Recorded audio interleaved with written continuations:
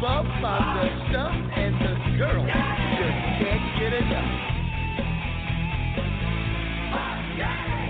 I'm Buff Daddy. Buff is the stuff.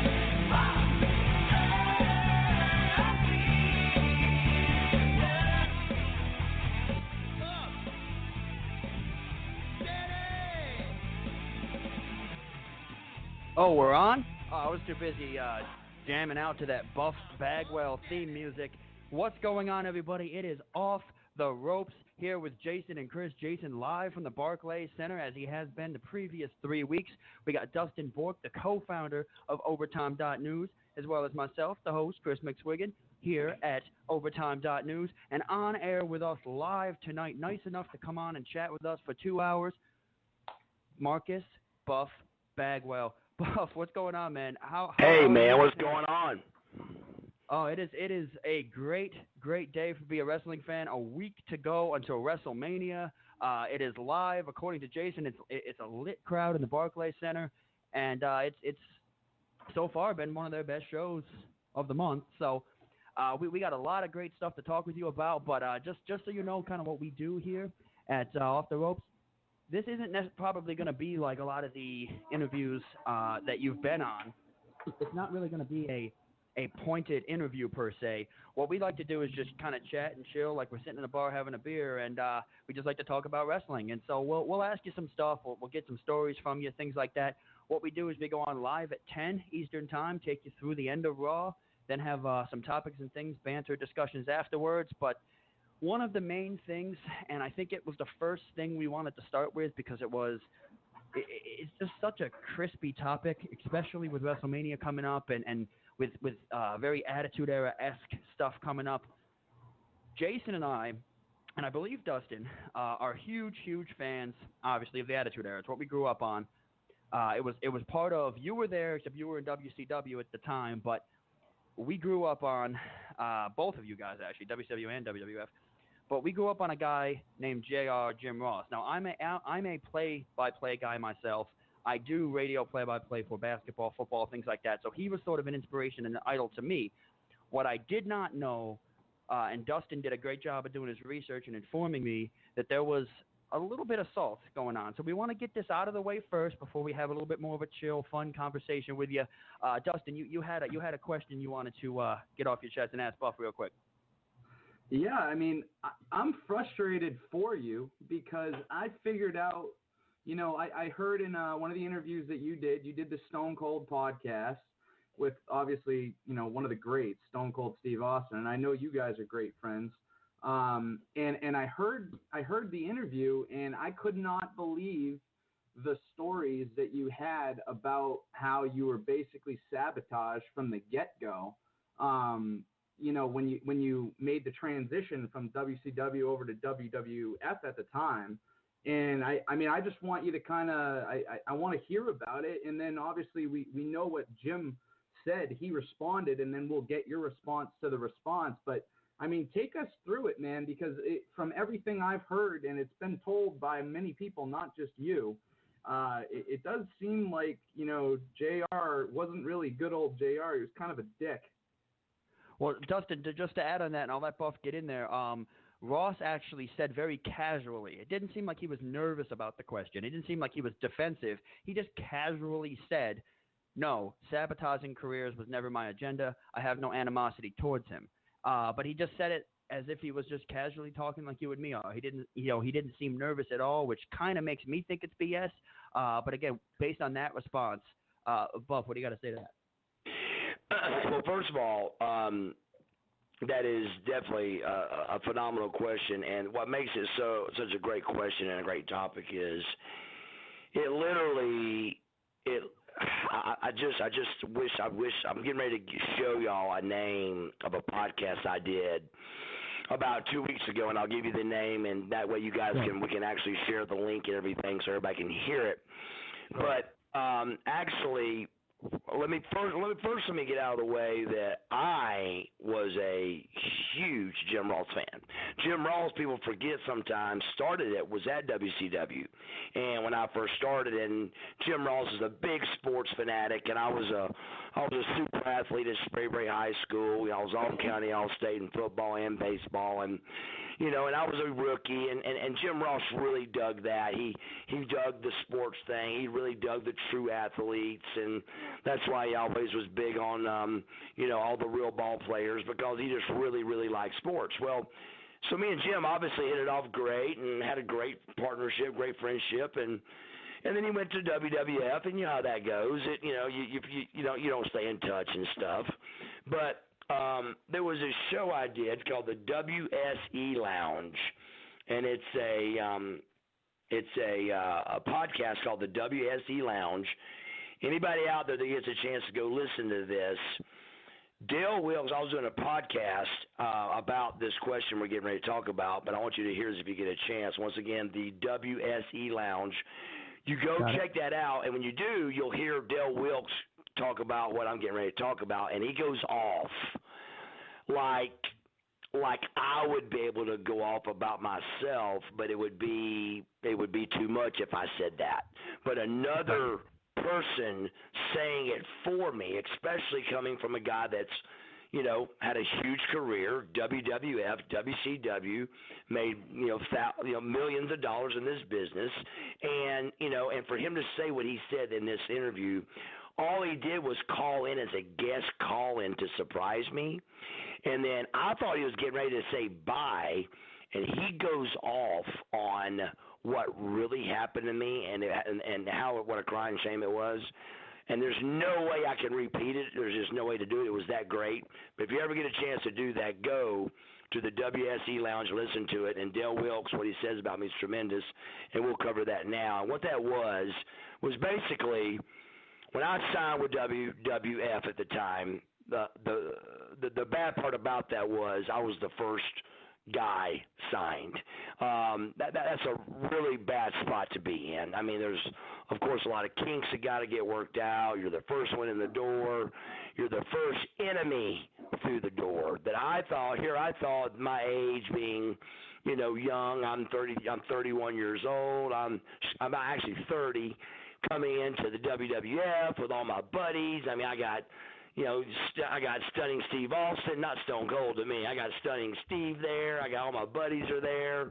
And I found out real quick, even with Steve, there wasn't no hard feelings or anything. It just was a fact real quick that this was business. And there wasn't no, hey, welcome party for Buff Bagwell, because Buff Bagwell was going to take somebody's job away, period. That'd be one job, two job, three jobs.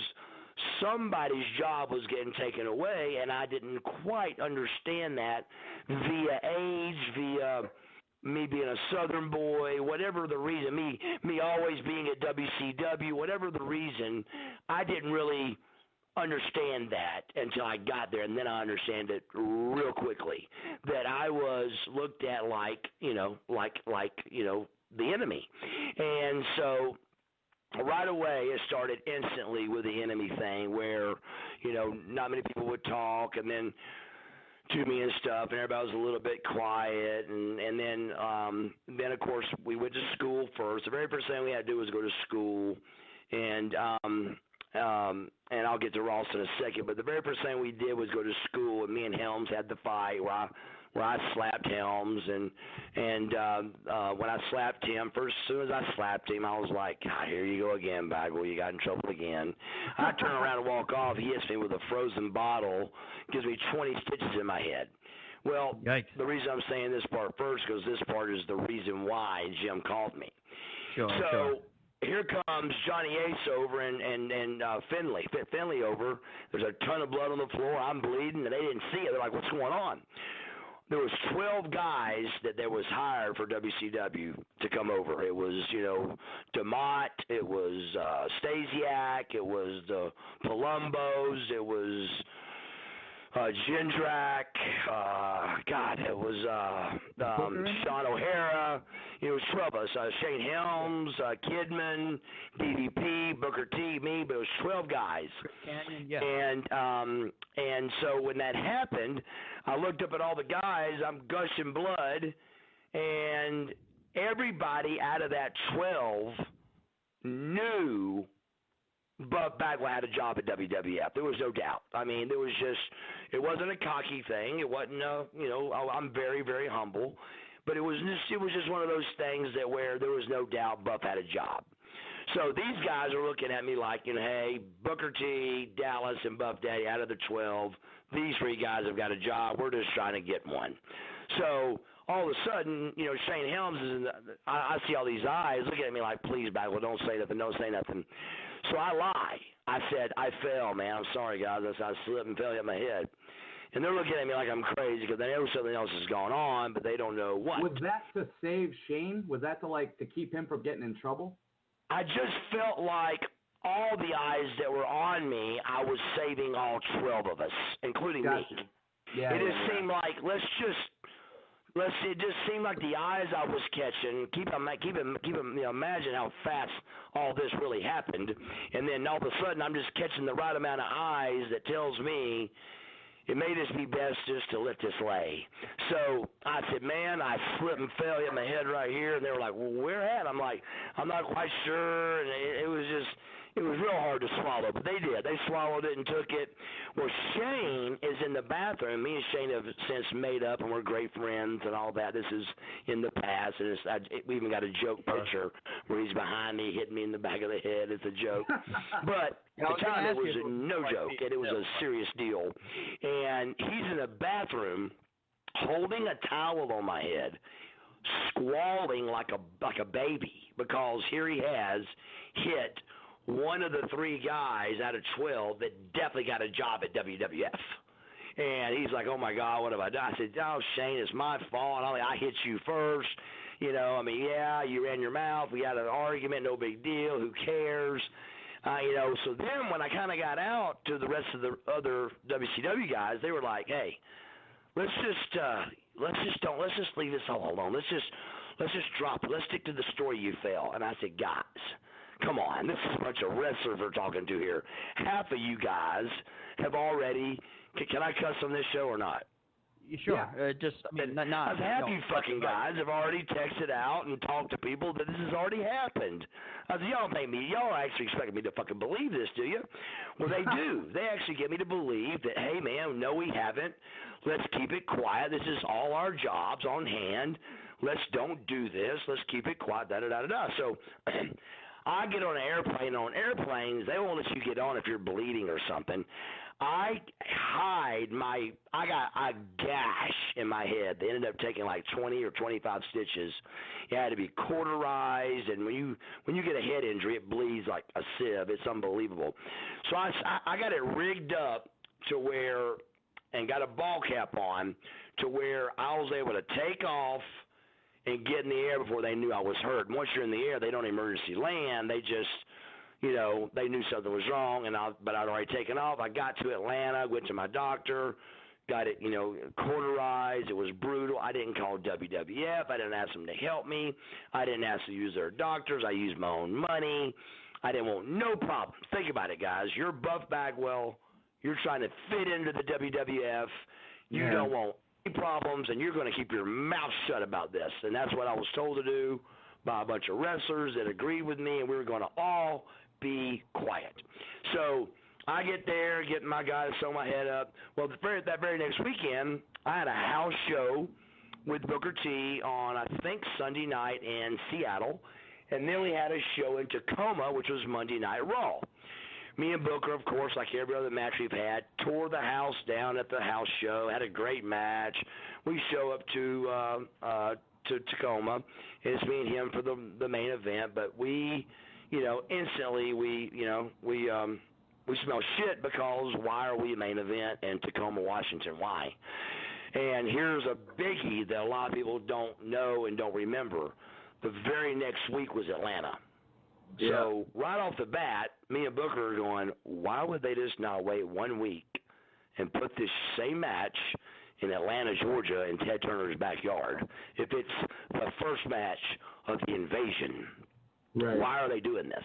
So, of course, we're whispering it and keeping our mouth shut because there's nothing we can say. All we're going to do is get heat, and we've been chosen to be, the first match of the invasion. What a great spot. We're main event on Raw.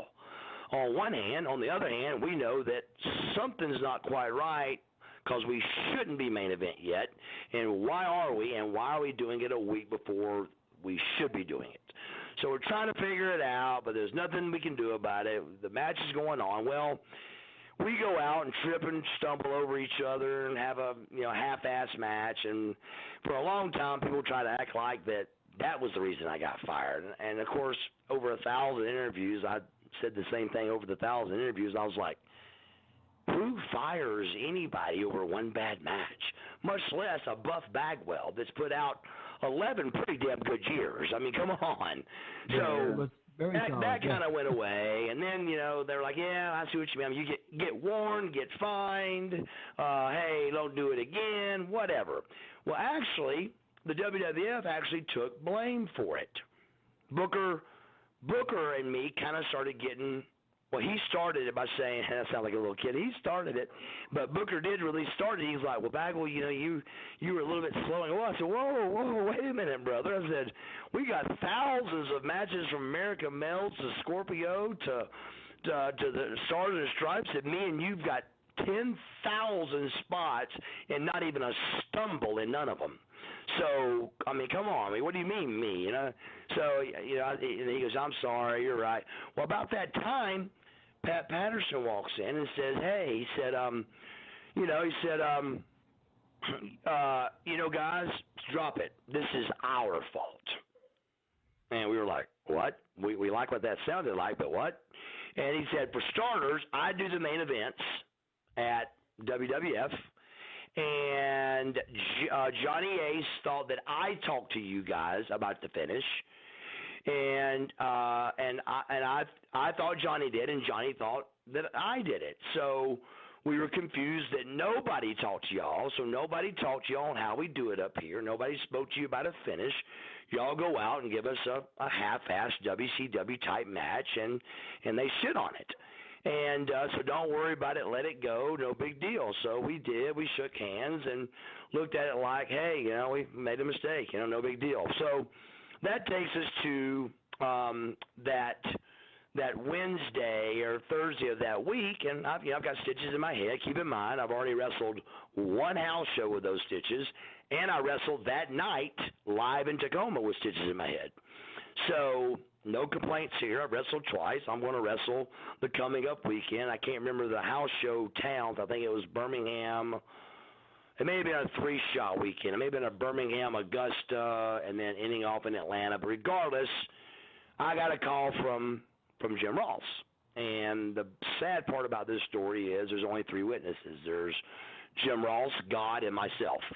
And Jim goes, hey, Mark, I just want to tell you, hey, we want you to rest your head. We want you to relax, chill out. You had a tough week, and no big deal. We got a big plan for you on Monday.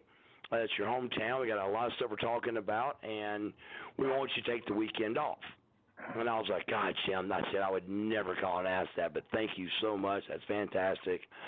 See you on Monday, man. He goes, yeah, be ready on Monday. Be ready to go, kid. And all right. I said, all right. I hung the phone up excited. I'm like, all right. I got the weekend to train, tan, look my best, get ready for Monday night. They're going to have some big plans for me, my family. I get my tickets for my family to go, and wife, and everybody's ready to go. And, Buff's going to be in Raw. And your backyard, too, Atlanta. So backyard, yeah. Atlanta. Everybody's pumped. Everybody's excited. And then I show up, and, I get fired. And I walk in a room, and somebody say, hey, they need you in so-and-so room. I walk in the room, and it was Vince, Johnny Ace, and Jim Ross. And I was like, it didn't hit me, because how can you possibly fire Buff Bagwell in 2001? Is that even feasible? And it's not. So it didn't hit my brain.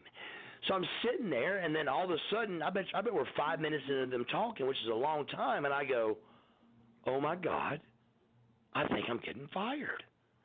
And so I raised my hand, And I said, guys, I go, hey, what? And Vince goes, Mark, you don't got to raise your hand. I go, well, am I getting fired? And just without no pause, they said, no, Mark, we're releasing you. And I was like, wait a minute. So I raised my hand again. Very I said, wait a second. saying. And they raised my hand, and Vince goes, Mark, I already told you. I said, Vince, I feel like I got to raise my hand. You're telling me there's a difference? I mean, what's the difference being released and fired? And they had an answer for that, too. They said, well, they said, if we release you, we can bring you back on your same contract. If we fire you, we got to redo a whole contract. And if, like I said, if we release you, we can bring you back in 3 months on the same contract, no problems, everything's good. And then right during that explanation, I said, start smiling, start shaking hands, it's over. And that's what I did. I started smiling, shaking hands, and it was over.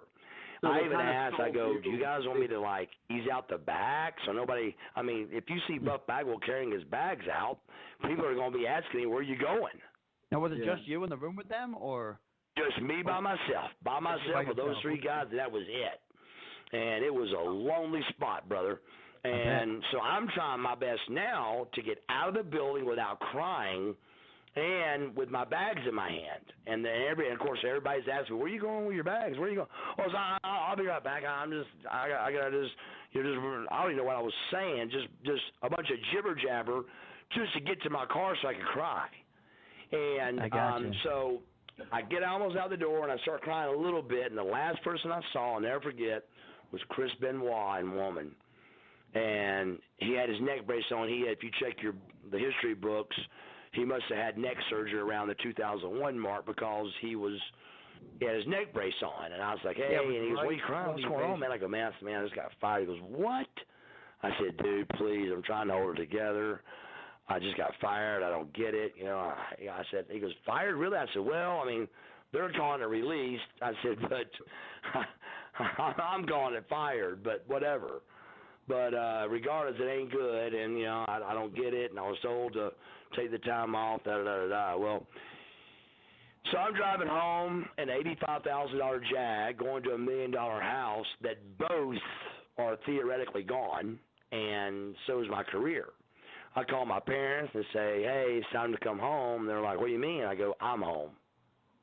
And they're like, oh, okay. So they understood the lingo, and they got in the car. I'm bawling like a baby driving to my house thinking, why couldn't they just call and tell me? And instead they torture me to drive down here to fire me in person or something. What's the deal? So it was either something was going on way back in Tacoma and they knew it, or it was just a very weird thing that I really believe with all my heart was already planned out. But what came out of it enters Jim Ross.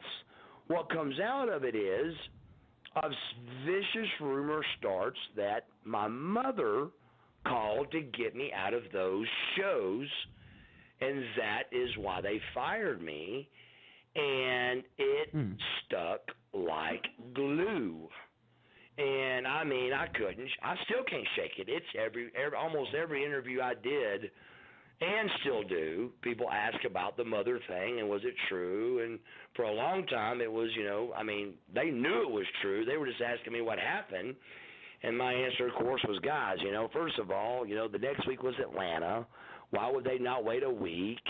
Secondly, why would I get my mother 2 weeks in the business to call to get me out of a show?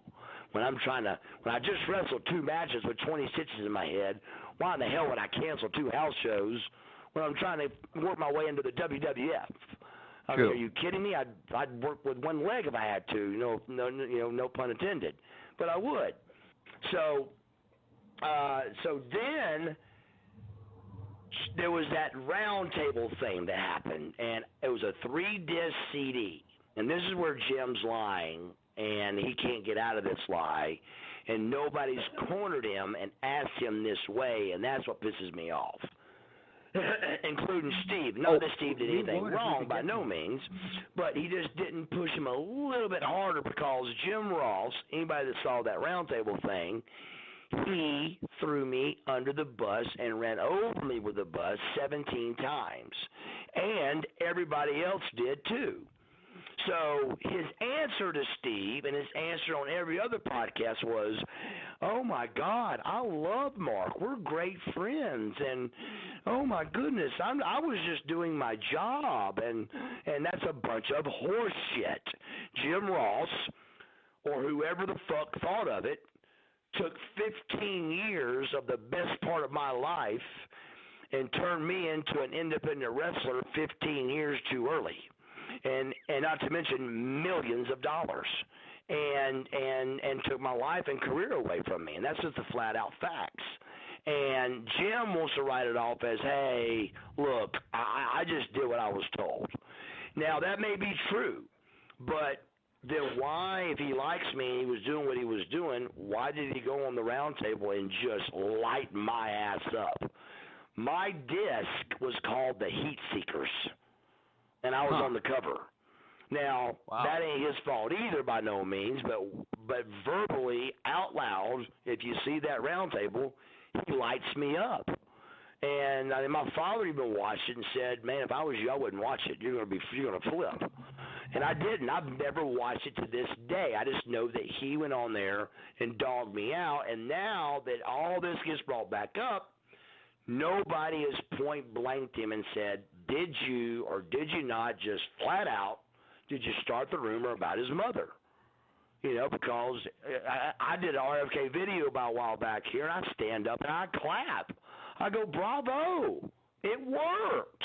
I'm not dogging it. Congratulations. I said, you ruined my fucking career. It worked. I said, I'm a little disappointed fans actually believed that I'd have my mom call and cancel me to get out of a show, but they believed it. I don't know how y'all thought of it, but you did. It worked. But what pisses me off about Jim is him trying to get out of it by saying, oh, I like Buff, and we're friends, and I'm just, hey, my job's a dirty job. Well, that round table wasn't a dirty round table. Why'd he fucking dog me out there if he likes me so much? What did he say about you? What did he possibly have on you? I mean, you in the ring were, you had great, like, you're not kidding when you said you're a super athlete. Like, you were a beast. So what the hell? I really don't. I didn't ever see it. I just know there was a disc that me and Lex were, it was called the Heat Seekers. It was a 3-disc thing, and me and Luger were on the one that said Heat Seekers. And we were Heat Seekers. We were heat-seeking missiles. But we were just Heat Seekers because of the Internet. People didn't know Mark. WCW guys, they loved me. WWF guys knew me off of an Internet box. They knew me off of a computer. And they believed everything. Here's this good-looking guy that's a smart ass, and we're not going to like him, and that's just the way it is. I mean, this is a true story I'm getting ready to tell you. I had so much heat in that short period of time I was there, which was like a week or two, that I got up to go to the bathroom one time. When I came back, my top hat was crushed in. Now, this is a true story that I'm getting ready to tell you. So I didn't sell it. You know, the old wrestling lingo. I didn't sell it a bit. I'm a veteran, dude. I ain't no dumbass. I fix my hat. I don't say a word. I hear a few snickers and a few ha-has. I fix my hat back, set it back down. 30 minutes goes by. I want something to drink. I get up to go get a drink. I come back. Hat's crushed in again. I fix it again. No questions asked. I don't look around. I don't give a shit. It's just like a freshman in college again. You're just starting over, and I can deal with it, and they can't run me off because I'm going to win. I'm Buff Bagwell. No offense, I look better than they do. I can wrestle just as good, if not better. I am going to take somebody's fucking job away. So crush my hat all you want. Take my hot stuff away. Take anything you want to take away. I'm going to get a fucking spot here. So that's just the facts. So I just bid my time, didn't say a word. It was nice, sweet to everybody. Well, about the third time I had to get up to go do something. I get up to go grab a Diet Coke.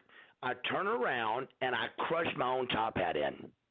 I walk out, and when I come back in, it was fixed. Awesome. They fucking fixed my top hat. That's the kind of heat I had, dude. And I could not shake it. It was just heat that I had, and there was nothing getting it off of me. And I believe that just overcame Vince till they finally came up with a mother story of some sort that stuck and worked, and they got rid of me. And all it really did for them, it helped them tremendously. It made the locker room go, hey, quit bitching and griping because, hey, they just fired Bagwell and Phillips Arena, bro. So if they fired Bagwell, nobody's safe. So I'd shut my fucking mouth if I was y'all, and let's start getting along and making this thing work. So but back to finish the Helms thing, what happened with that I left out was I kept it quiet until that Monday before we got to Tacoma. I see the Hardy Boys and Helms walking at me, and I said, hey, Shane, keep in mind, the last time I saw Shane, he was crying, holding a towel on my head. I see him with the Hardy Boys, and he don't even respond back to me and don't wave and say hello or nothing. I go straight to Johnny Ace and tell him the whole story. So what went to, let's lie to the bookers, I went to, fuck that, it's time to save my job, and I went and told Johnny exactly what happened. So he got us all together, cussed us all out, made us all get along, shake hands, make up, start over, and we did so. And so that was the end of that story. But then the Jim Ross thing, and then, 15 years later, they told me to call him in 3 months. I called Jim Ross in 3 months, and I waited probably 4, just because I knew it was bullshit, but I still did. I didn't want them to say, well, we told Bagwell to call, and he didn't. So, of course, I did it, but I waited about 4 months. I called Jim up, and he was like, I actually heard the breath on the phone, and I was like, wow. As soon as I heard the breath, I said, Jim, I'm just calling you back because y'all told me to call you.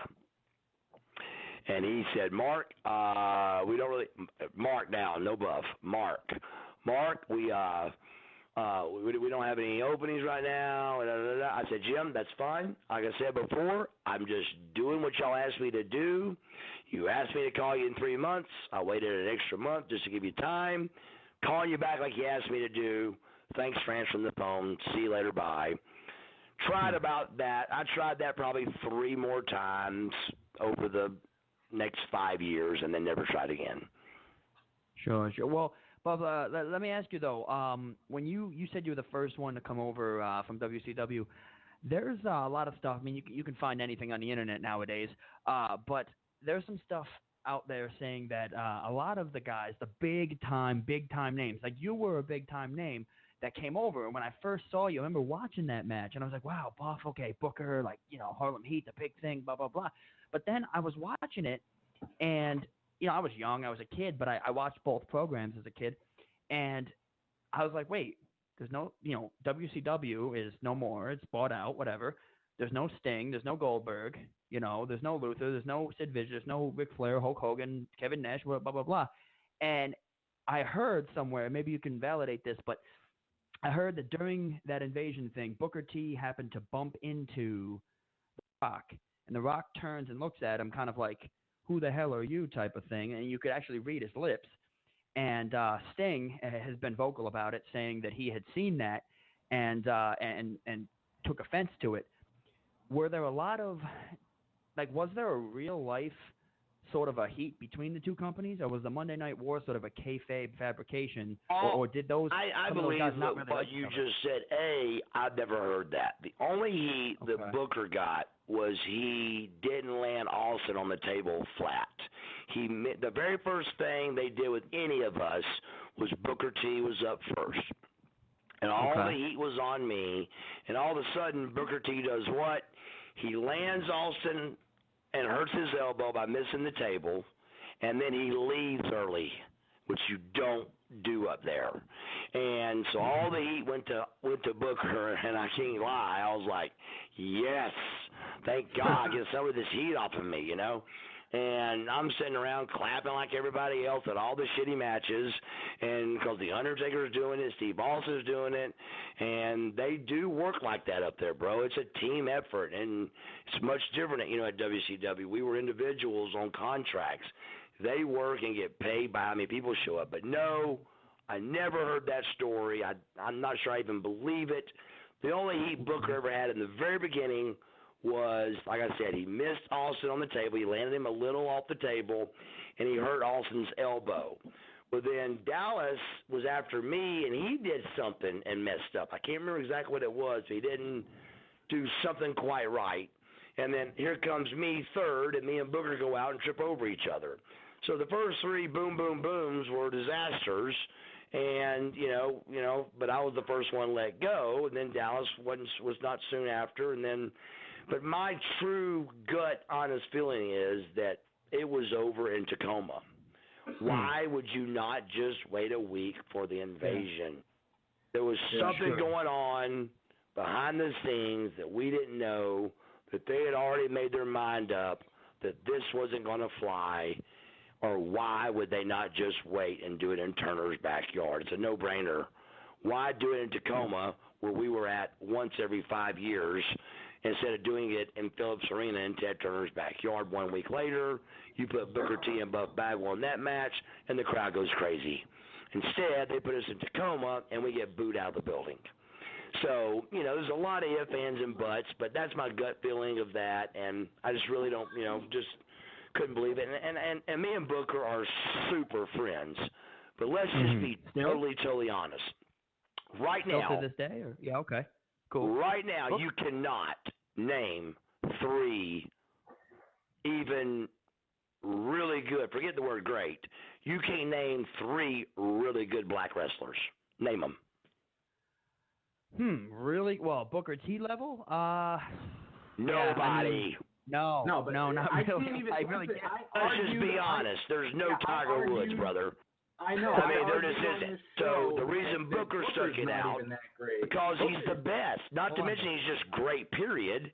He was great. He's a great black wrestler, and there's just not, for some reason, they beat us at basketball, they beat us at baseball, they beat us at football. Booker is great at wrestling, period. But it didn't hurt him to be the best black wrestler on the face of the planet. And, don't get me wrong, you got great characters, you got Junkyard Dolls, you got Tony Atlas's, but let's just be honest, Booker T was the best black wrestler in the history of time. And probably go down as that. Y'all agree? Well, Dustin, actually, it's funny because I love Booker personally. I thought that when he got to WWF after the invasion thing, obviously they made him kind of look stupid in some of the invasion, trying to put comedy into it a little bit when he was with Stone Cold there, but. After the invasion ended, they kind of made him look dumb a little bit in some of the ways that they were writing him into the storyline, especially his beef with The Rock and things like that. But personally, in ring, the scissor kick, the spin-a-rooney, the way he was able to move, the agility, the athleticism, I loved it. But Dustin argued, and I'll let Dustin argue with you until we can go till 12. I don't care. Dustin argued on this show, I believe it was last week or the week before, that he didn't even think Booker was all that good. So, Dustin, do you want to defend those claims here now that Buff's on the phone? Well, I think Booker is that second-tier guy, but he's not a face of the pay-per-view guy. Buff's been on some covers of pay-per-views before. Stone Cold, the Shawn Michaels, the Undertakers. Those are characters. But when I was arguing it, and I'm kind of curious what Buff's take is on this. Is when they're just letting everybody into the Hall of Fame. I think if you think about sports, basketball Hall of Fame, baseball Hall of Fame, NFL Hall of Fame, like it's hard to get into those, to get and to make that achievement. But they're letting they got Drew Carey in the Hall of Fame. You're letting in everyone, and I personally going in this year. It's almost like a little bit like the NWO Black and White. It's just starting to get a little bit watered down. Yeah. A little bit, yeah. I just don't see it. I don't see the. And I will agree with you on something. Yes, Booker. He even as great as I think he is, to me, one-on-one, he was the best I've ever wrestled as far as chemistry, how he got along, how he worked in the ring. I mean, you can go back for days and not find. I'm not kidding you. Not one spot that me and Booker even stumble on. It was just like butter, man. It was smooth as butter, just unbelievable. But Booker also knew he was great, and he got a lot of heat for that at first because he told everybody I'm the best. Now, later on, he proved to be he was one of the best. So the heat went from, well, damn, he said it and he is, you know. But my thing is, it's not necessarily, yes, I do agree with the angle you're coming at it with. Is he a cornerstone? Is he a Stone Cold? No. Is he a Rock? No. Is he a Sting? No. Is he a Lex Luger total package? No. But he is, without a shadow of a doubt, the best black wrestler on the history of time. And by far, I mean, there's nobody even in second. I mean, the rest of everybody else that was, you know, that was black athletes in the pro wrestling world were gimmicks at best. Well, nobody had the ability he had. Nobody did. And so I think that's why he lasted, and I think he's the only one that did last from WCW.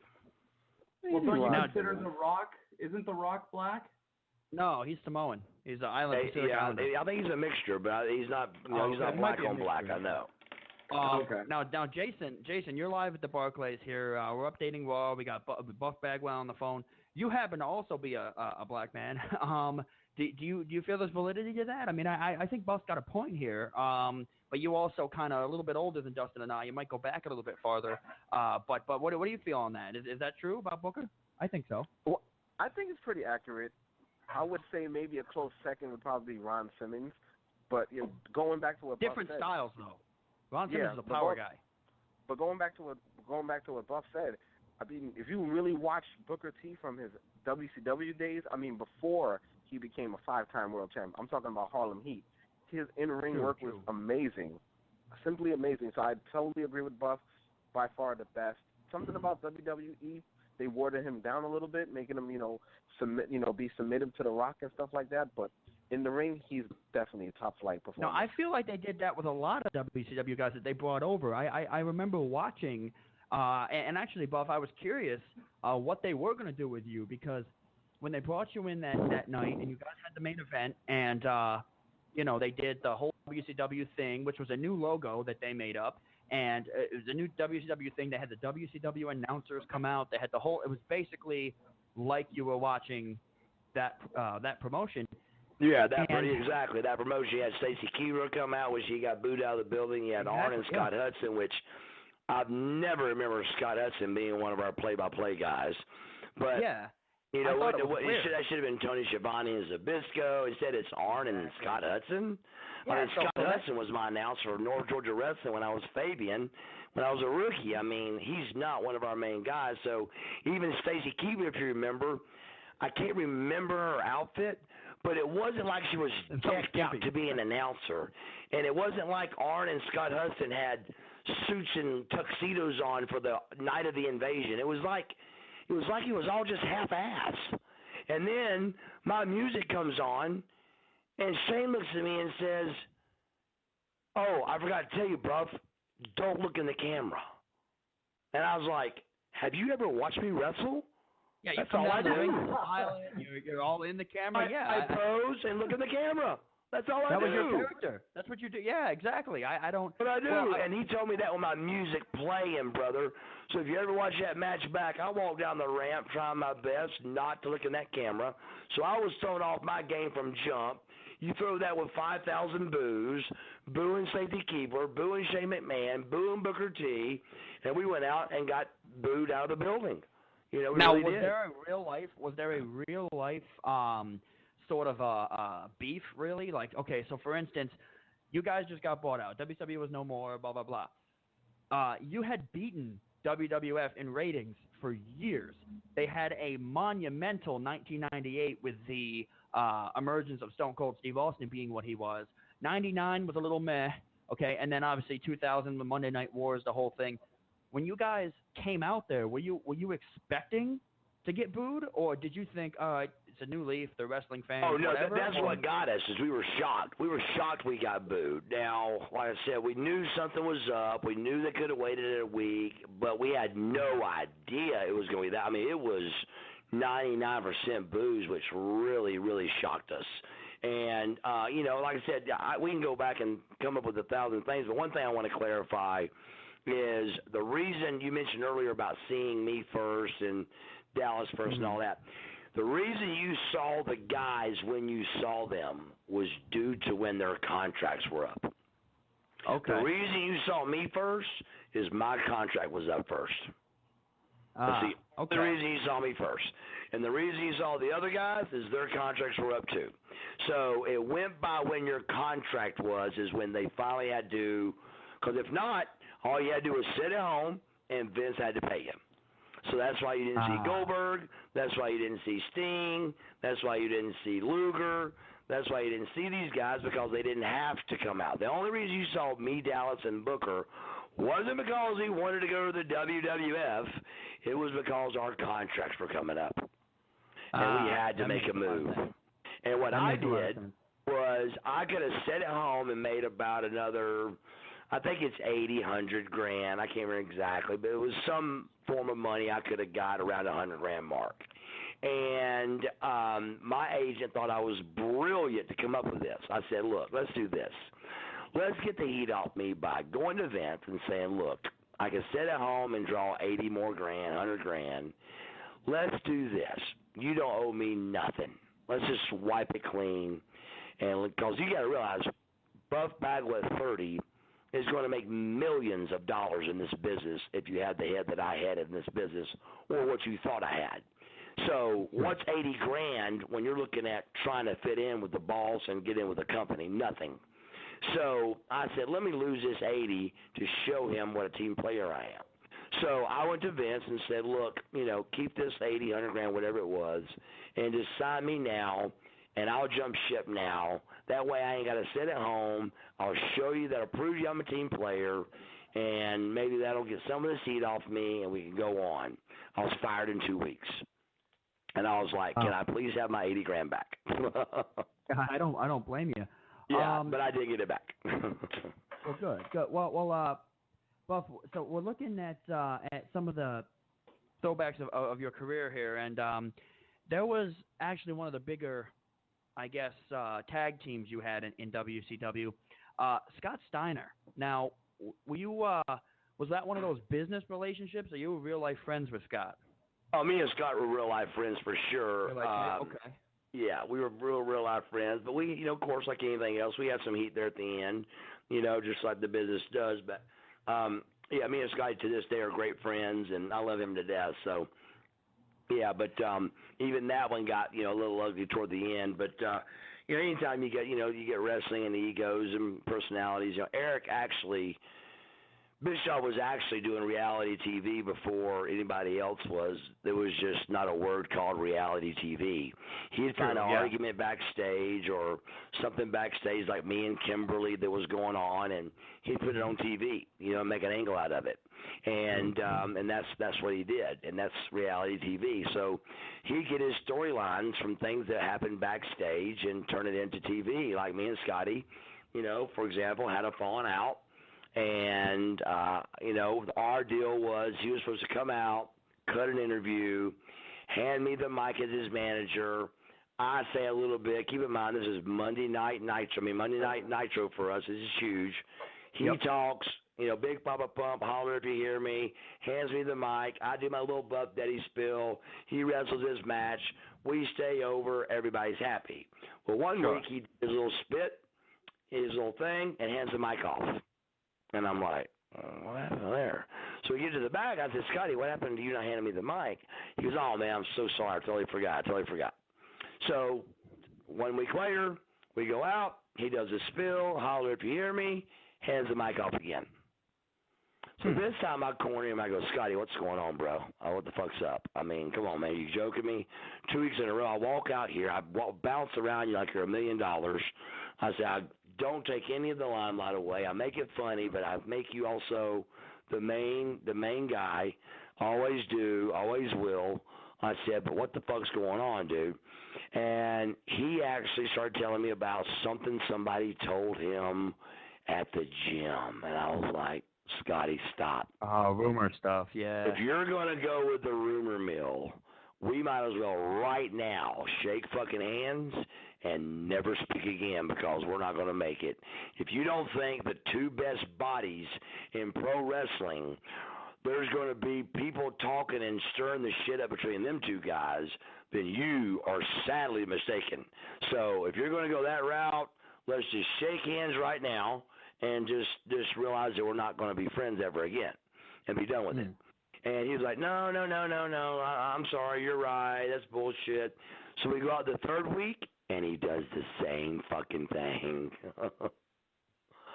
And so I went straight to Eric when the match was over. I went, Eric, I said, I love Scotty to death, but he don't need me anymore, and I don't need him. I said, so let's just split him up. He loved it. We made the match, I think it was Super Starcade or something, I think it was. We come out and did a match where I put Scotty over and then put the Steiner brothers back together.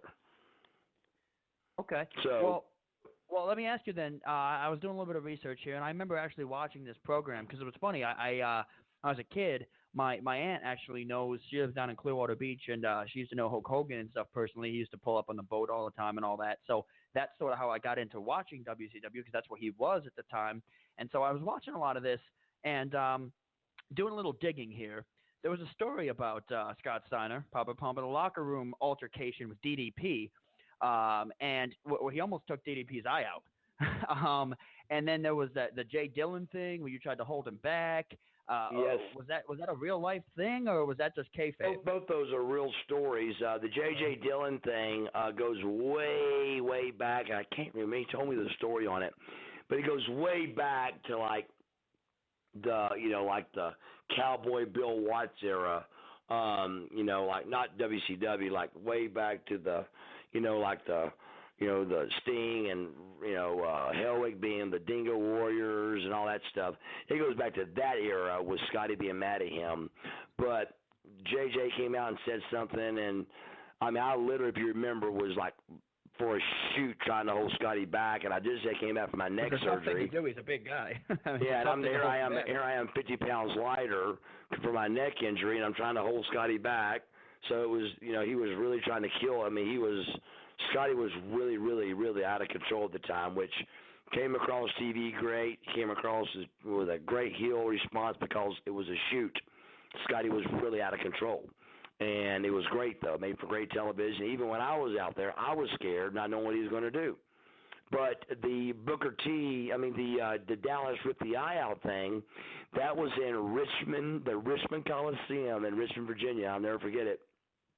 Me and Lex had an interview that was set up over to the side that was going to be about Bill Goldberg's book, and we're going to be dogging the Goldberg book, and I think we're going to beat Bill that night, and we actually buried him and all that stuff, and I can't remember exactly how it went down, but Scotty was supposed to be in that interview with us. Well, right before we go on, we're like a minute out from doing the interview, we see a scuffle going on, and somebody tells us that Scotty's trying to rip Dallas's eye out.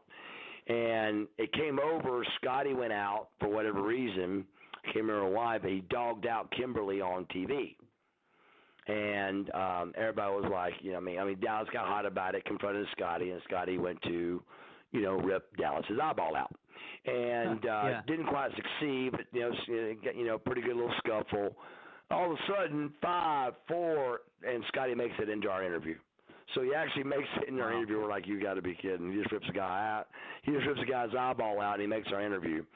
So Scotty was he's a real badass in real life. So we do the interview with Scotty. He made it on time, but I'm not sure wherever that totally went. But he really did try to rip his eyeball out. Okay. So, I wasn't sure. I remember watching that in real life, and I was like, oh, wow, I wasn't sure, and, you trying to hold him back and everything. And like I said, he's a big dude to try to hold back. Oh, yeah, dude, he was really – let's put it this way. He started getting fined for shooting birds, so he had to tape his two middle fingers together. Oh, wow. Yeah, because he just literally couldn't keep from it. He got so riled up that he couldn't control his temper. So he just taped his two middle fingers together. That way he wasn't actually shooting a bird. his two fingers were taped together, so they couldn't find him $5,000 anymore. Now, was he a sort of a difficult guy to work with all the way around, or was he? Did he have his moments, or was he one of those guys? Believe it or not, he really wasn't. God, man, just think how many times. God, it seemed like every week.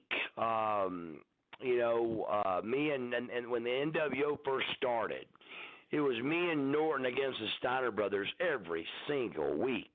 Before Scotty came to the NWO, God, we wrestled them every week. We were like, it was either me and Riggs wrestling the Steiner brothers, or me and Scott Norton, and then finally when he came over and we became tag team, it changed around, but it just wasn't a whole lot of tag teams, and my tag team was usually one of the better ones, and just that's had nothing to do with me. We were just a little bit of luck involved, but still, we had some good tag teams over the years, and I was very lucky and very fortunate to have great tag team partners, and it all worked out. But that's one thing that really does blow my mind that I don't get any props for is I've always begged people to prove me wrong. I really want to be proven wrong on this, but I think, and I can go through it. I think I'm a 6-time world champion with 5 different partners. Excuse me. I got it right. 6-time champion with 5 different partners. That's and I don't think nobody's ever done that. I'd have to look it up, but that's why we need interns. I'd have to have somebody do the research. Yeah, if wrestling was, if it was, like a sport like baseball or football, they count everything. I'm not kidding. I don't think everybody's ever done that before. Think about it for a minute. It's not easily done, dude. It's not like Riggs and Luger are alike. It's not like Luger and Scorpio are alike. It's not like Riggs and Scorpio are alike. It's not like, Scott Norton. It's not like Shane Douglas. I saw me and Shane Douglas with the belts on the other day, holding Jeff Jarrett on our shoulders, and he had the world title around his waist. So somewhere toward the end, me and Shane Douglas were world champions, and I don't even remember that. Now, I know Dustin had a question for you regarding this, and it sort of ties into a little bit of what you're saying. There was some company, some I guess stables back then. It was a big stable era in the tag team wrestling division. You were a major part of it. The tag team wrestling division was much bigger than it is today, much more talented than it is today. But there was a lot of, at least based on what I've heard, egos that went around, especially in the WWF at that time. And I don't think that there's a bigger ego out there than Dustin's favorite wrestler. And I'll let him ask you who that is because he wants to know how you compare to him. I personally, I don't know where he came up with this, but Dustin, what was that, the HBK thing? I thought it was pretty funny when you think about it because the Buff the Stuff persona to me came out right around the same time as the Heartbreak Kid persona. Now I can't pretty much break down who came out first and on what day, but it was all around 91, 92. And it's kind of interesting because, Buff's walking out, I'm the belle of the ball. I'm too hot, looking at the camera, looking good. I'm sharp and, girls can't touch me. And then all of a sudden you got HBK doing the same thing. So I just thought it's pretty interesting. Don't you think that you might have been the original Heartbreak Kid in a way? My honest gut feeling on that is, first of all, let me say I've never had anybody ask me that, that makes it cool to me. But to be honest with you, I don't think it does because let me tell you why I think. My opinion is I remember seeing the Heartbreak. As you said that, I even caught myself being a little shocked because I felt like it felt like to me that the Heartbreak Kid was, and this is not being ugly, this is being honest. Yeah. It just feels like he was 10 years before me. Right. So that's when you said it, I was a little bit shocked, but I do know he was before me though because I remember like Nitro. I remember Raw coming on and him like being up on the letters of Raw and dancing and stuff, and him being the soul thing and doing the one, the spread out double bicep thing. And I remember watching that and thinking they looked cool. So my true gut feeling is that he definitely did it first, but I never heard anybody compare us or feel like either one of us were trying to copy one another. So that is kind of interesting. That makes me very interested with that. But I really think he was first, though, for real. And I was interested in that when he went over it in the production meeting with me, because I was like, I thought, Dustin, at first, I didn't know exactly what your question was when we were talking about this this afternoon before Buff came on. I thought you were comparing them style-wise, and I'm like, no, Buff's got the big body. He's the heavier guy. Shawn Michaels was small, really, compared to him. So I thought you were talking about styles, but the name thing, that is actually pretty interesting that you bring that up. Yeah, it's very interesting, but I really think if you did a little more research, you would see, even if it's a year or two, there's definitely a pretty good gap of him doing all the Buff type stuff when I was still just Marcus Alexander Bagwell. Right. Well, didn't you debut? You did the what was it, the Beautiful Stranger or something? What was the name of that character? I came out as, my very first character was Fabian, the Fabulous Fabian for North Georgia Wrestling with Joe Pedicino. And then I went out to Global, which a lot of stars were at. Patriot, Harlem Heat were there. There were the Ebony Express. X-Pac was the Lightning Kid there. High Stuff Eddie Gilbert was there. The Patriot was there. Do you remember Conan, Chris Walker? Yeah. He was out there. There was a lot of guys that were there, and I was there too, but I was the handsome stranger. I just couldn't believe they put a mask on you. Yeah. I couldn't believe it. Oh, yeah, and Raven was there. That's right. Raven was there too. Well, Raven should have used the mask, not you. Yeah, me and Raven were in four different angles in four different companies, I think. It was Fabian versus Scotty the Body in North Georgia Wrestling. And then it was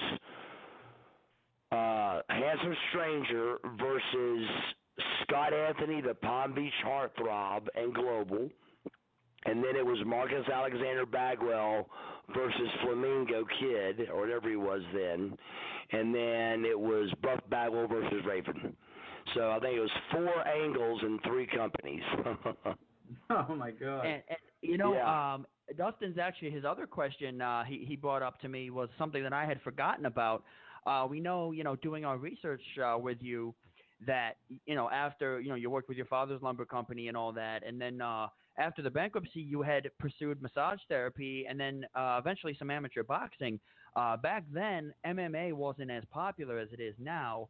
I know a lot of guys, CM Punk, I know that, he's the most recent, but Brock Lesnar was in it. Guys like, I'm trying to think, Ken Shamrock went over there with MMA. And I know Dustin had a question. He wanted to get your take because we know that you'll be honest. That's the one thing we love about you is you pull no punches. Oh, yeah. You're going to get the truth for sure. He had a question regarding MMA. So, Dustin, you want to hit him with that real quick, and then I got one for him. Yeah. So I don't know if you heard anything about this, but it's not very recent, but it happened about a year ago where Dana White, obviously you know him, he got into kind of a little bit of playful banter with, it was either Seth Rollins or like one of Seth Rollins' representatives via Twitter. And they were going back and forth about, the Seth Rollins representative was like, hey, how can you compete with us? We got $9.99 for our pay-per-view. And Dana White was like, yeah, fake shit's $9.99. And then Rollins guys responded with, get in the ring, it's not fake. And then Dana was like, trust me, it's fake as shit. So my thing is I want to know, listen, I believe the pounding the body takes in professional wrestling. I don't call it wrestling entertainment. I don't call it, all the glorified pixie dust terms they give it nowadays. It's professional wrestling. If your body is getting thrown 4, 5, 6, 10 feet in the air and you're coming down on your back, your butt, your side. It doesn't matter. That's not going to feel good. It's not a trampoline. So give us the behind the scenes. Is it fake as shit, or is it scripted and still brutally fucking miserable on your body?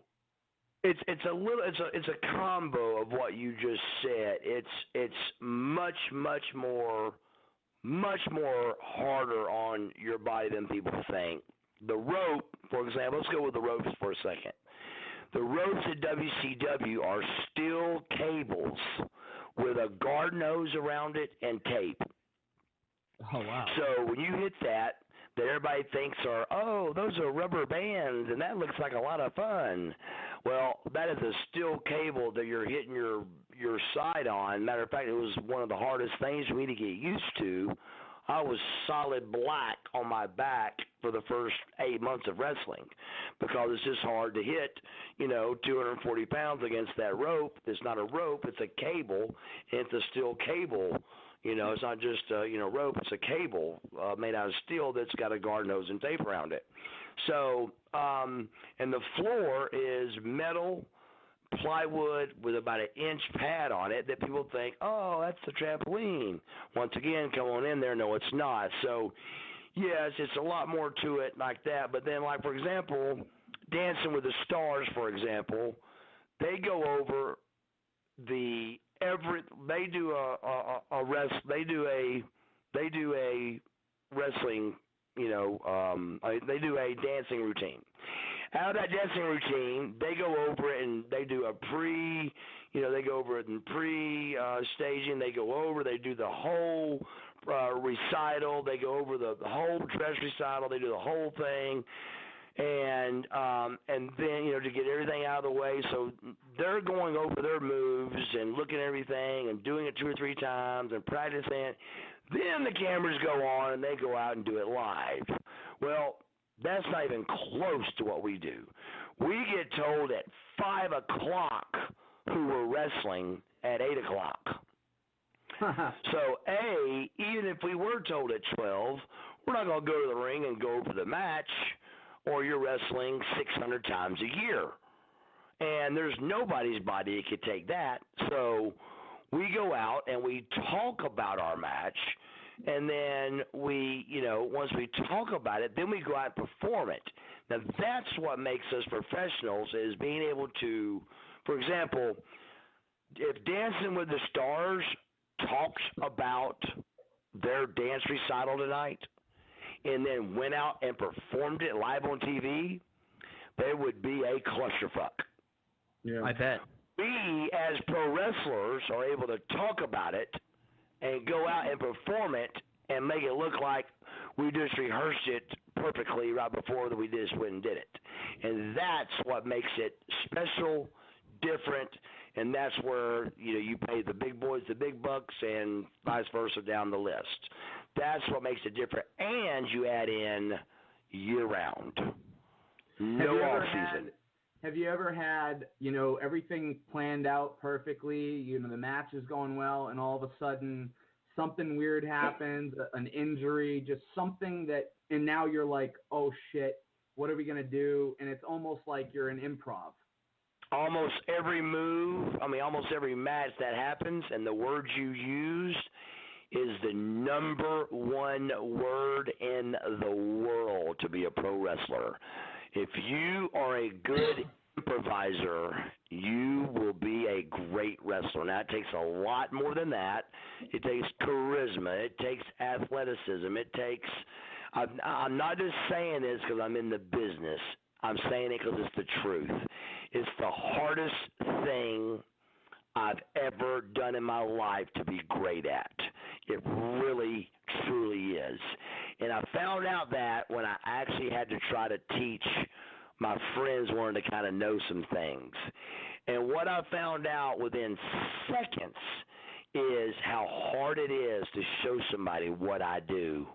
It really is hard because they think it's easy and, whatever, but I've seen, the best way to explain it to your listeners are, I've seen guys that couldn't even run a 40-yard dash, for example, Ric Flair, and be one of the best wrestlers in the history of time.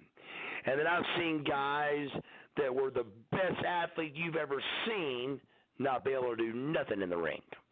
So it just takes a different type. It takes a little bit of it all. You got to be a little bit cool. You got to have a little bit of swagger. You got to have a little charisma. You got to have some athleticism. You got to have a huge improvising brain, because that something goes wrong in every single match. And the ones that are the best is the ones that know how to improvise. What made me what I consider great in this business is what made me great at that is that I knew what everybody was doing. If I had a tag match that's with managers, that is 7 people. That is 4 wrestlers, 2 managers, and a referee. That's 7 people that have all got the same ending they've got to pull off. Not to mention keeping people interested along the way. But it comes down to that finish, nailing the finish. And that's 7 people that got to be on the same page. So when that match is over, and let's say Stevie Ray does something to fuck the match up, the fans don't go, well, Stevie Ray messed that match up. The fans go, hey, that was a shitty-ass match. Yeah. So I found out real quick that nobody gave a shit who messed it up. It got wrote off as a bad match. So what I did is I learned what everybody was doing. And I knew what everybody was thinking. I knew what their pros and cons were. I knew what they were good at, what they were bad at, and I was ready to fix whatever would happen.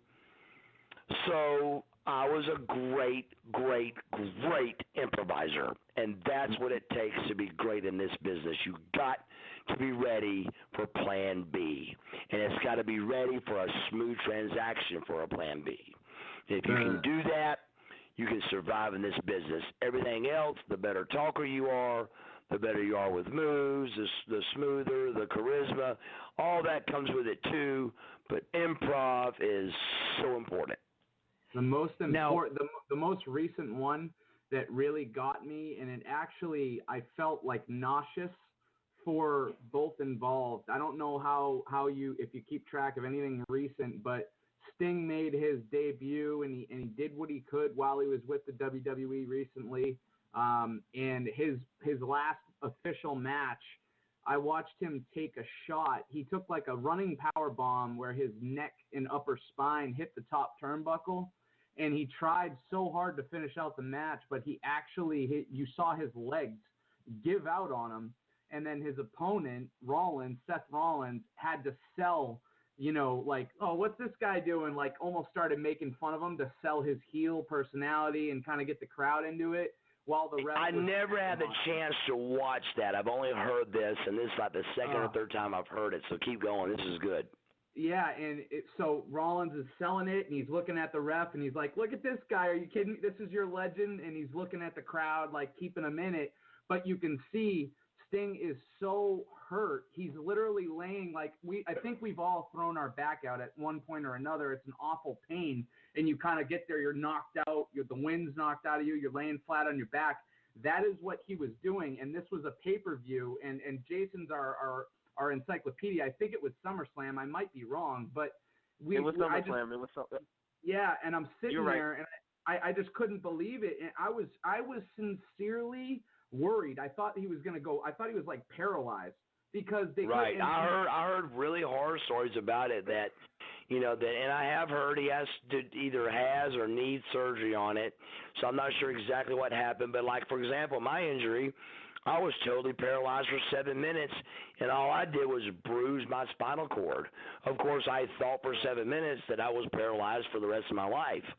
But because my cervical disc at 3-4 hit my spinal cord, when the swelling happened, which is probably what happened to Steve, when the swelling happens, you lose feeling to your limbs. So for from 7 to 9 minutes, I'd say, honestly, if you pull up Broken Neck Buff Bagwell and watch it, you know, I'm literally, we go to commercial break, come back, and I'm still not moving, and they're strapping me down the whole time, and I finally have got my fingers moving and my toes moving, but I'm strapped down and don't know till after the MRIs and all that stuff are done that I can actually set up off the table. But it was really bizarre on, you know, what happened. But medically, all that happened to me was a bruised spinal cord. That was it. What's going through your head? What's going through your head at that moment? That moment, you can't feel Oh my God! I had just bought I just had bought my lot that day for my house, $100,000 lot. Just literally so surreal that I didn't even cry. It was just so surreal. Scott Norton's balling, Luger's out there crying with me in the ring, and it was just so surreal to me that it was just like, you know, I've got a very strong walk, a Christian walk, a very strong walk, and a very strong faith. And one of my things I always promised God was that I would never ask him why.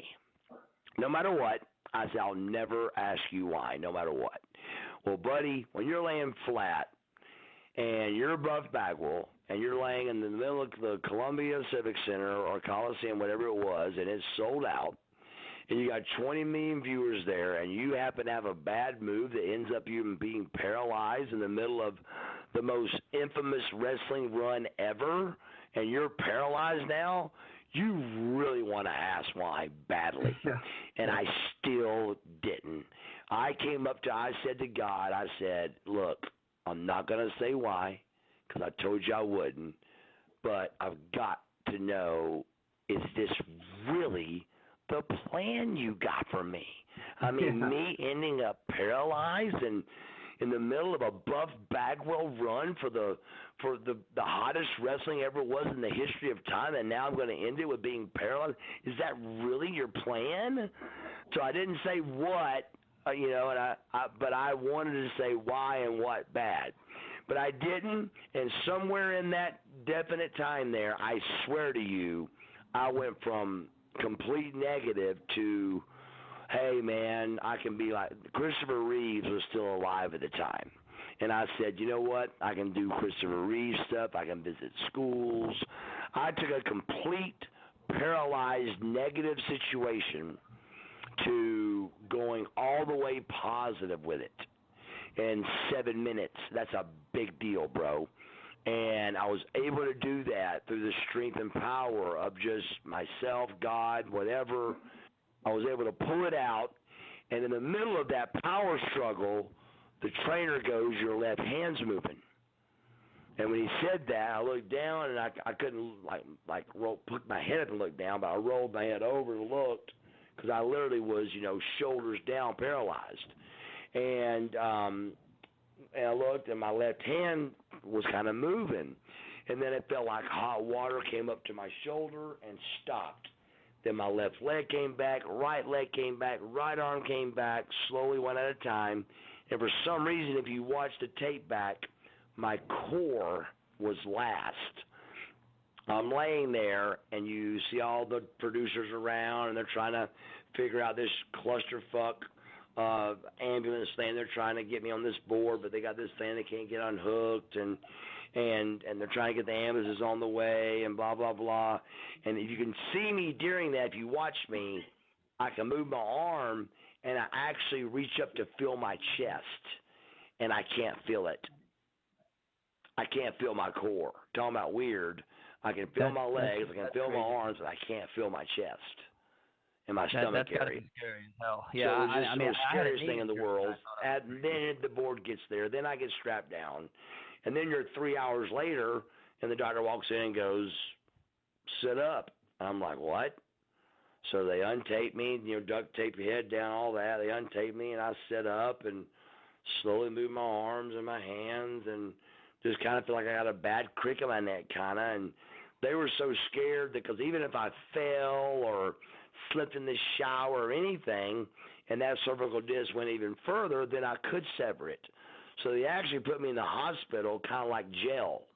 And I had just to wait in the hospital so I wouldn't go to the gym or get hurt or fall or whatever. So I waited like 4 days in the hospital until the surgeon had an opening. And then I got surgery with Dr. Gropper and Dr. Plage James. But surgery came out great, and I was back in 10 months, and, it just kept going. So I was just very, very lucky. I can't even imagine. I mean, I had a knee injury. Both Dustin and I were both college athletes. We'll get to that in 1 minute. But yeah, I can't even imagine. I just had a knee thing, was out for a couple months. I can't even imagine how that would feel like. About 35 minutes left to go here on Over the Ropes on a special Buff Bagwell edition here. And actually, our fans corrected us. Actually, Jason, your encyclopedia knowledge is like in here that the fan actually commented on our chat box that it was Night of Champions that the Sting thing had happened, not SummerSlam, which is great because we have diehard wrestling fans out there. We will get some calls, possibly, hopefully, if the lines open up, and we actually have some questions for Buff from fans coming up. But we're going to tailor some questions in here because I want to fit a couple more things in. And it's funny that you mentioned the physicality of professional wrestling because you were involved. I'm going to mention two things here. You were involved, I believe it was 2000, in probably one of the coolest storylines that I've seen. It was the one with the paternity test and the forced pregnancy, or your mom was hoisted above the ring in the cage, and then there was the David Arquette came in, that whole thing, the first blood match, to that whole thing, and then obviously I look at the WWF and I look at Mick Foley getting thrown off the cage by the Undertaker, off the whole thing, and that leads me to Roman Reigns' new comments this week. I don't know, again, how much you follow recent WWF, especially with what happened to you with that company, but Reigns came out. He gets booed every week. They're trying to give him the push. They're trying to give him put the belt on him, the whole thing, and the crowd just doesn't like him. The crowd. What is the booing coming from? What is the deal? They just don't like him. They just don't think he has good mic skills. I don't know, but every time he just. So they're trying to push him as the ultimate babyface, and the people ain't buying it. Basically, yes. Exactly. So, wow. So what happens here is, and they've been trying, and nothing is working. So Roman Reigns came out this week, and his quotes, and I quote, says that I don't care about the bruise because WWE is a kid's show. He says, if you're a 28-year-old guy and you want to flip me the bird on a kid's show, that's fine. You paid your money. Just be careful because you might get kicked out. Jason was there tonight. He commented beforehand that there wasn't a lot of kids that he saw. But how do you feel now about this? You were in probably the most physical era of wrestling when you could still hit them in the head with chairs, despite it being scripted or not. You could, it was a lot more physical than it is then, and there was a lot more great storylines and things. How do you feel about some of the wrestlers, especially the big time wrestlers? I mean, Roman Reigns is getting the world title push. He's the top of the mountain right now. How do you feel about guys like that just kind of resigning to, well, it's a kid's show, and if you want to, there's a lot to be said for that. And number one, let me say you're exactly right, and it's not because they did anything wrong or anything, but there's no comparison to how much more real and how much more stiff and snug and real it was when we were hot, because very simple mathematics. We went from, tape shows to live TV wrestling at the hottest time, and nobody wanted to look stupid. So, pro wrestling got real serious real fast because Goldberg was going to spear you, and Goldberg was going to kick your teeth down your throat. So you might as well get your kicks and your punches in too, because he was coming with his. So wrestling turned up a huge notch during my generation. During the 95-2000 swing, pro wrestling was, a pro football game. It really was, because of live cameras. Nobody wanted to look stupid, and everybody was on the same page of, hey guys, it's time to take one for the team, because we don't want to look like a bunch of pussies, missing punches and looking stupid. And so it was definitely, the old hand up, for the chair, all that, try to go away, because, you had live cameras and there wasn't no time to edit it or cut it or paste it or shoot it. It was just a 5-second delay, and there it was. So, if you look stupid, you look stupid in front of 20 million people, and we didn't like looking stupid.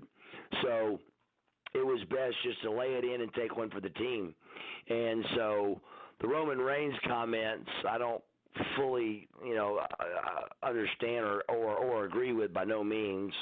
I mean, all he should be doing at all times is doing nothing but saying babyface stuff and just trying to stay a babyface. All he's going to do is turn himself a bigger heel by keep running his mouth. Is all he's going to do. I like Roman Reigns. I think he's got a great look, but I don't follow them. I don't really know.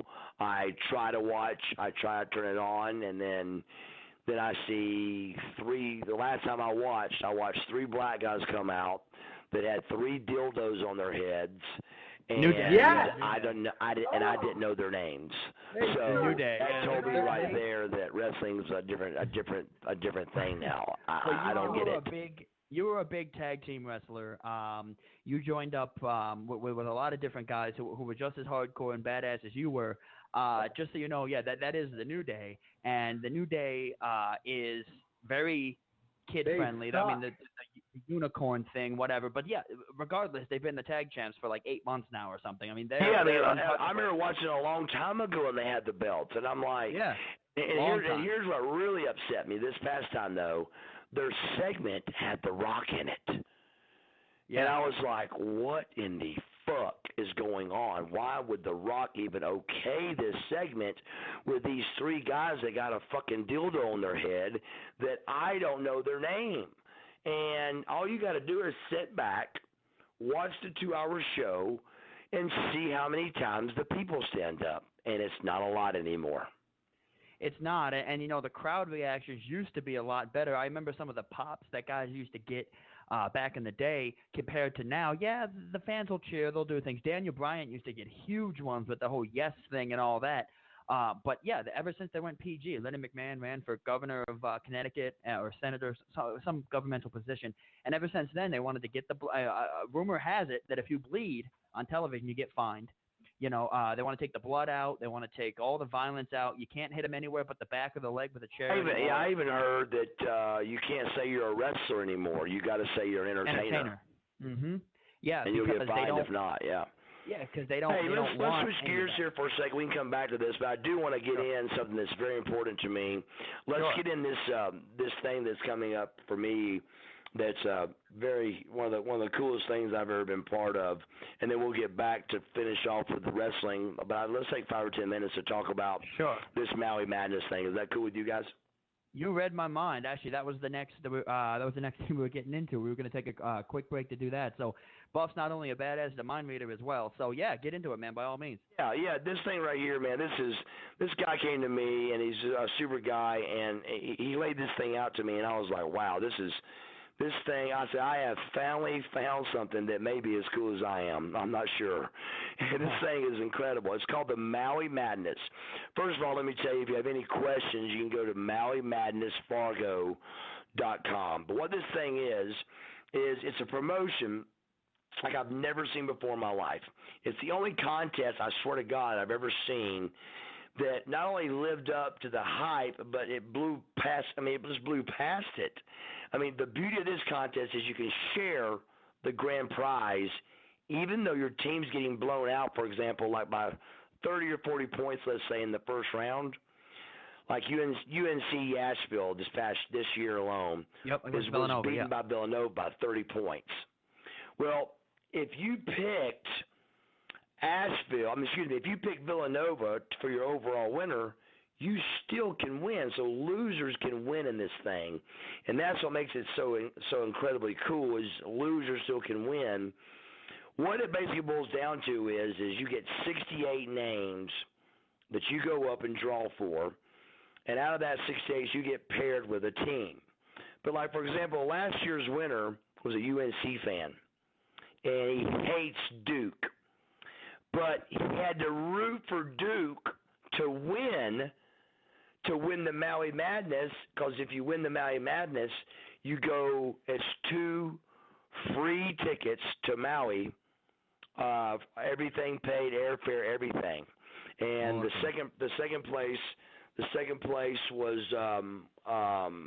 2 trips to Vegas. So unbelievable prizes. The reason for what we're doing this Thursday, first of all, let me tell you, it's March the 31st. It's at the Holiday Inn, and it's off 13th Avenue. Tickets are $20. The reason for this, we're calling it the Mini Madness. The reason we're doing this is because we had such a huge response. We're doing it because you may have missed out on the first Maui Madness. So now if you missed out, you got a chance to catch what we're calling the Mini Madness. Also, if you go to the MauiMadnessFargo.com, you'll see where you can play brackets and stuff. You may be doing badly in your brackets. You may not have heard about the first event. And especially remember this is a contest that happens every year. Next year's first 2 prizes, number 1 is 2 WrestleMania tickets, and the second place is 2 tickets for the Final 4.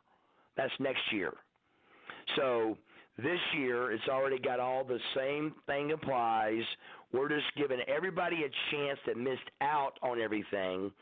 But this year also, the 4 finalists, we're taking 2 from the Maui contest, 2 from the Mini, and they're getting picked up in a limo, taken to Plasma Hall.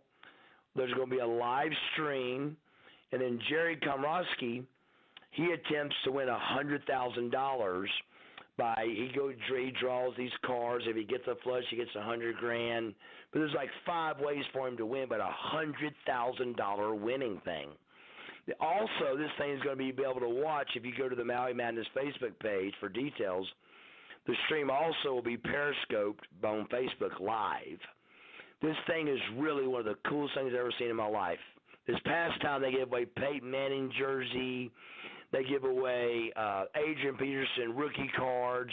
Well, this year they've got, this Mini Madness, we've got Magic Johnson stuff. We got some John Elway stuff. We got Peyton Manning giveaways also. So there's all kind of prizes, gifts, and giveaways. And it's just absolutely one of the coolest things I've ever seen in my life, because most of the time you do a contest, there's a winner, there's a loser, and you go home. Well, this one, bro, it's so exciting. And if you come the 31st, I'm also coming back on the 4th, and I'm going to be in the limo and getting picked up and watching the actual last game with everybody night of the 4th. So it's going to be incredibly fun, and we can't wait. We're really excited about it, man. And that sounds awesome. Dude, it's really off the chain. It's incredible. And like I said, you got where else where you can join something and literally win a trip to Maui. I mean, come on, man. And then second prize is you get to go to Vegas, and then next year it's WrestleMania in the Final 4. So if you got any pin anywhere around you, write down MauiMadnessFargo.com, and please check it out. But also remember, if you do decide to come meet everybody and see what you missed out on, the VIP starts at 6 o'clock. Doors open at 6:30, and it kicks off at 7. We got video. We're drawing teams again. There's going to be autographs with everybody. We're picking everybody up. We're picking the 4 finalists up in the limo, like I said. But this the Holiday Inn we're doing it at, it's going to be in the ballroom, and it's off 13th Avenue. So make sure you write that down. March 31st, Holiday Inn, 13th Avenue. Tickets are at the door, $20, and it'll be the best $20 you've ever spent in your life, because, brother, this thing comes with unbelievable, like I said, it's autographs, it's pictures. It's just a big fan fest thing. And there's also, this dude is so cool. His name's Bob Holm. He's so cool that, his name's Bob Footed, but he builds homes for a living, so I call him Bob the Builder. I like him. But Bob came up with this hell of an idea with this horse race thing. And if you win the horse race, You're able to pick the horses yourself, and it's a video of the horse race. You get 2 Garth Brooks tickets. So, I mean, this thing is just loaded with gifts. That's crazy. Oh, my God. Gift prizes and fun with autographs and everything. So, mark it down, MauiMadnessFargo.com, plus Marcus Buff Bagwell, Facebook, Twitter, Instagram, everything. Check it out, and it's really, really, really, really something to see. Like I said, it's the only contest I've ever seen where you can win when you lose, and it's just a lot of fun, and people that are, like the main thing that makes this unique is that losers still can win. But what draws me into it is it's competition, bro. I mean, I don't like hockey, let's say, but if we're going for the Stanley Cup, I'm watching. This is March Madness. This is the Final Four. This is one of the highest rated shows in cable television, and this guy loves it and pulls off the Maui Madness thing with it. And now we got a chance to come out, see what you missed, and come to the Mini Madness, which is also, coming out. We're going to do it every year. But this is a chance. We had such a good response this year. We threw another little mini one in there, which is going to be, like I said, this Thursday, the 31st. And come out and check it out, man, at the Holiday Inn Ballroom off 13th Avenue in Fargo, North Dakota. Sounds awesome, man. We're going to pump it on the website. We're going to put everything up. I really appreciate it, man. This is really something really cool. I mean, again, Maui Madness Fargo, go check it out. We're going to put that up on the website. Make sure you wrote it down if you were listening, but if not, go check out OverTime.News. And we're gonna definitely make sure that this is big. We're fully behind it. So it sounds great. Both being sports fans and Dustin and myself both being college athletes, it's a huge thing for us because we're both nuts about sports too. So definitely an awesome opportunity for us. And what's awesome also, besides of course having Buff Bagwell on the phone, is the fact that our chat box is as live as it's ever been. We know you with social media. You went from literally 0 followers to like 16K in a little over a month. I mean, you're blowing up right now. With social media, again, Buff apologizes like most celebrities. He can't get back to everybody. I know there's been some people that have said negative things. Again, we do apologize for that. You know what? That goes back, and I got to tell a quick little story, and then we'll get back to wrapping this up. We got a couple fan listener questions, and then we'll let you get out of here. Absolutely. No, I love it. I'd talk for 2 more hours if I could. I love you guys. I love talking about the business. I love it. But I mean, I used to always come out of the building and always go up to the fences and talk to the fans. And this is an example I'm going to give you real quick. And no matter how long you stay at that fence, when you walk off, you get cussed. Oh, because you're gonna miss somebody. That's right. You can't talk There's to 30 no way to make everybody happy, man. It sucks, but it's the truth, man. I would stay at that fence for an hour sometimes, and I would still get, fuck you, Bagwell. And I'm like, dude, I just stood here for an hour. And I still get cussed. So there's, it made me realize real quick that there's just no way to make everybody happy. But I had a hell of a manager that helped me out with this, and her name was Sherry Ladowick, and she really busted her ass and went out there and, really busted her ass to make this thing happen. And just with me and her, really what we did is we gave a shit, man. We went out and answered, what's going on, Buff? We talked to that person, and we called them, and we talked to them. And we had them call me and talk to me. And nobody does that. Nobody gives a shit. We did. We gave a shit. And with 4 or 5 weeks, brother, it turned out, man. And we got a bunch of followers now, and we're really excited. So let's try to get to that chat room and answer some questions. Awesome. Well, first, actually, we do have a live caller. Dustin, if you want to go ahead and switch him on.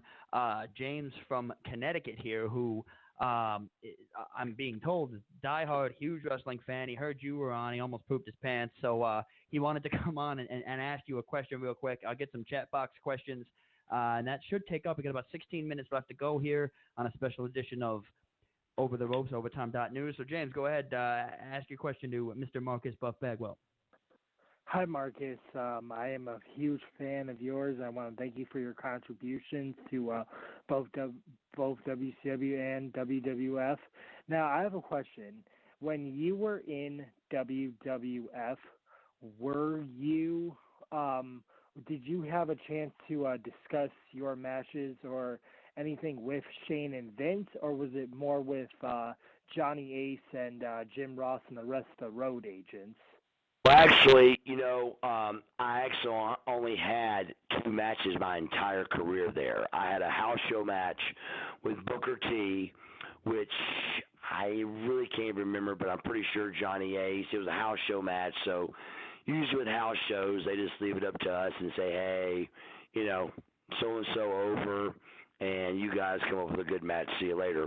Well, TV is much different. TV goes by, hey, this is the finish, this is what you're doing, and you have an actual finish room, and you go in, you're told how long you got, et cetera, and so TV is much deeper, and it's got to be a lot more on the mark for this live television. So you may have missed when I said that earlier, but with this one, they actually were a little confused and they took the blame for us because they didn't come to us. Patterson does the main events for WWE, WWF, and Johnny Ace does the main events for WCW. So here's the first night of the invasion, and Johnny Ace didn't come to us, and Pat Patterson didn't come to us. So me and Booker just kind of go out and wing it, do what we think's right. So they actually took the blame and kind of just wrote it off as one big mistake. And before I was able to right my wrong, it was already over. Again, James, thank you for the call, Buff. Again, thank you for being great to the fans as usual. Chat box question coming up here, and I'm looking through some of them. I mean, again, we can't get to all of them. They are going nuts here. But Spencer from Albany, New York, asking, who was the most difficult that you ever had to work with, both in ring, maybe on the mic, or I know that a lot of I know that a lot of wrestlers complained about Ryback nowadays. He sometimes messes up in the ring. Guys get hurt. Who was the most difficult in ring that you had to work with? In the ring, I was really pretty lucky during that because I just had, we all got along so well. But I think one of my toughest was Stevie Ray because most big guys, you can't manhandle them, and if they're not as agile and not as quick, you have to slow down for them. And it wasn't necessarily his fault. It was just our size difference. But for me, it was hard with Stevie Ray because me and Booker would go out and just, boom, boom, boom, boom, boom, flip, flop, and fly and have a great match. And then when Stevie and me would do something, we really had to slow it down and make it, a little more methodical and slower. So for me, during my run, Stevie Ray sticks out, not in that negative way, just we had to slow it down a little bit to get our moves in instead of flying as fast as I like to do, and it was a little tough. And we got Jason here calling from Jersey. Jason from Jersey, JJ. He asked me, this is actually a good one. It shows that he knows a little bit of research about what happens in the back, but he says, Buff, did you notice a big difference when Vince Russo came to WCW? He says, I feel like even though he helped skyrocket the WWF to their fame in '98, possibly he was responsible for the decline of ratings in WCW. How did you feel about that? Go ahead. I fully believe that he was definitely a decline for us. For starters, let's just go this route here. He said he would never be on TV, and when he first came out, the Harris twins were his bodyguards, and they never showed him on TV. And he went from that to beating everybody up with a baseball bat and being in 9 out of our 12 segments in 2 hours. So, let's just be honest, he became a liar, number one, because he said he was never going to be on TV, and he became 9 segments out of 12. And then he's 180 pounds soaking wet, and he's beating everybody up with a baseball bat in the world of professional wrestling. So it gets in everybody's blood a little bit, and they get excited. But I do believe with all my might that he was the beginning of the downfall. And then they brought Eric back in to try to save it. And then they actually even had Eric and him working together for a while. And it just never kind of regrouped from that. But I believe with all my heart that when Vince Russo came in, he met with each and every one of us singular at a time. But I got beat by La Parka like for 6 straight weeks one time. And it was the most bizarre storyline I've ever been part of. I had to act like I didn't care, and it was really weird. Like, just go ahead and pin me and roll me up and get it over with. It was so bizarre, I don't even really remember it. But I just remember La Parka beat me like 20 times. And I was like, what are we doing? I mean, who cares about La Parka? And even if you do, we're wasting time on Buff. We could be putting him over people to get him higher. WCW, this is the most important thing I've said this entire 2 hours. WCW was infamous for bringing everybody halfway to the moon and stopping. Instead of taking people all the way to the moon, we were good at getting everybody halfway there. And Vince is able to get people all the way to the moon and leave some people down to be halfway. But for some reason, we always lost track to get that person the full push to get a Buff Bagwell to the moon, to get a Chris Benoit all the way to the moon, to get a a stunning Steve Austin the full ride to the moon. We always got everybody about halfway up and then fizzled. So we were always bad about that. We never followed through to get somebody all the way, the full push, the full money, the world championship, and go all the way with it. Ladies and gentlemen, we've got probably one of the coolest guys in the wrestling industry ever on the show with us tonight, Marcus Buff Bagwell. Now, before we let you go, because God, we've taken up way too much of your time already. We're so thankful to have you with us. I want to know one last thing. We've joked around on the show about different things that are going to happen at WrestleMania with this whole, just in case you don't know what's going on, Shane McMahon's supposed to go against The Undertaker in a Hell in the Cell match. The winner, if Shane wins, he gets control of the company. Triple H, Stephanie are out. Vince is out. Shane takes back over. If not, I forget what it is. I forget what the stipulation is if Shane loses. I'm assuming he just goes away for good. But we've bounced around the theory of maybe another invasion-type storyline because Shane was infamous for bringing ECW and WCW in, and we're kind of like hoping for it because God knows WWE needs some sort of a spark right now. So I want to know from you right now, before you take off, if there was an invasion and they came calling, they called up, they said, fuck Jim Ross. I don't even think he's even around anymore, but let's say they called you up and said, we want you to come in and help us with an invasion. Are you answering that phone call, and would you do it? Absolutely, yes. And let me also say that that's part of my manager at the time right now. That's part of her belief. What she's seeing is she's not doing this to waste her time. She's seeing that the people are responding much different. Like, it's just time. And now keep in mind, 15 years ago, I was hearing, why are you not on WWF, and why are you not on TNA, and I've been hearing that for 15 years, and I still hear it to this day at the gas station I pull into. But it's getting said different now. I really believe something is going on to where they do need to do something. We do still look good enough to pull one more run off. Scott Norton looks great. Hogan looks great.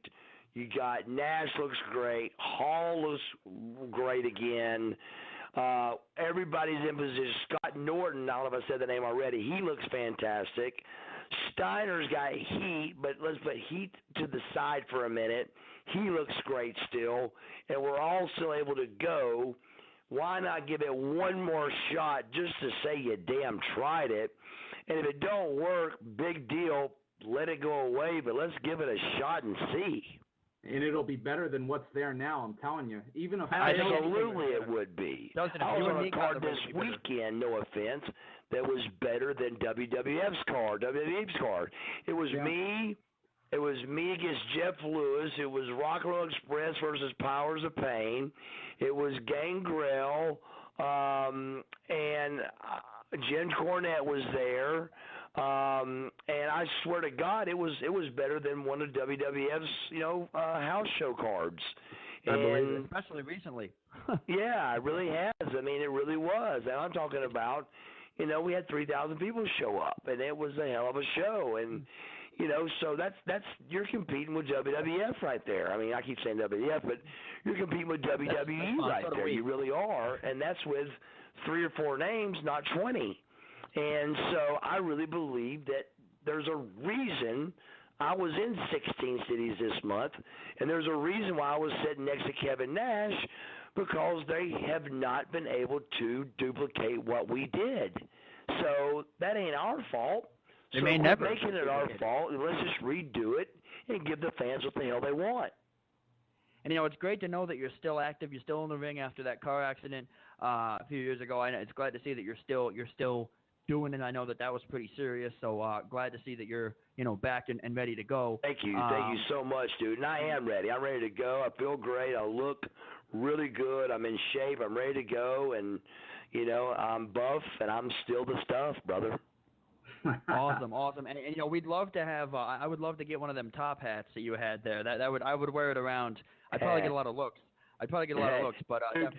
If you could, for a perfect example, last story real quick. If you could have saw the look on 80 guys' faces when I brought that top hat in, they were like, "You are such an idiot." And then I put it on TV, put a little airbrush on it, and now it's on action figures worldwide. I wonder who's laughing now.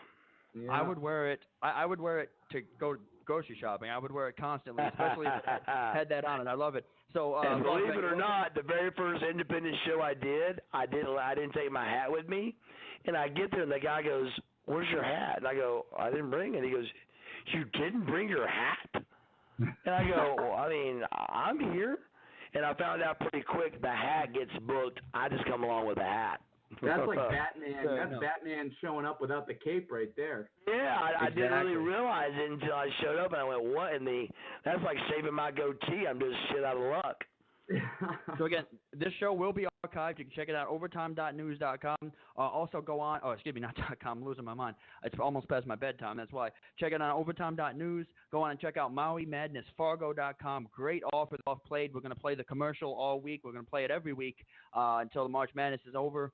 And we're gonna cut it here. But Buff, man, thanks so much, and you're welcome to come back anytime. Hey, man, you guys got how to get in touch with me. I loved it. I had a blast. Anytime you guys want me to do it again, I'd love it. I mean, this is what we did. But I can't tell you the times we've gotten rental cars, and we'd say, "Hey, no wrestling talk." And within minutes, 3 hours later, all we did was talk about wrestling. So I love it. This is what I do. I've been doing it for 26 years now, and I still love this entire 2 hours we just had. Beautiful. And again, if we didn't get to your question today, again, ask it to us. If we have Buff back, you can feel free to ask it. If not, ask it to us, and we'll try to see if we can get the answer from him or his people and get it to you. Again, this was Buff Bagwell live on Over the Ropes. This is Off the Ropes, rather. Off the Ropes with Jason and Chris. Dustin joined us today working the board. Buff Bagwell, the stuff, was with us. Check out the article on him. It's a bio of his career on OverTime.News. Again, this is Chris, Jason, Dustin. You guys want to plug anything before Buff goes? No, sir. Hey, guys, like I said, thanks again. And remember, Marcus Buff Bagwell, and to come up will be MarcusBuffBagwell.com. So make sure you check that. It'll be my website that'll be coming up. But everything is Marcus Buff Bagwell except Twitter. Marcus Buff Bagwell. Twitter is Mark Buff Bagwell because the letters wouldn't fit. So everything is Marcus Buff Bagwell, Instagram, Facebook, and Facebook, Twitter.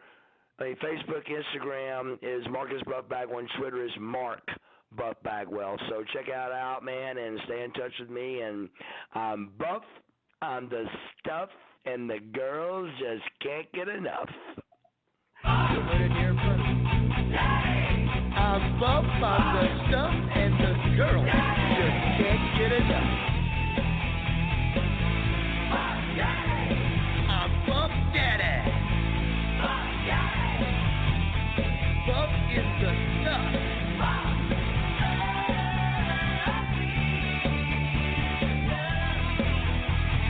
Buff Daddy.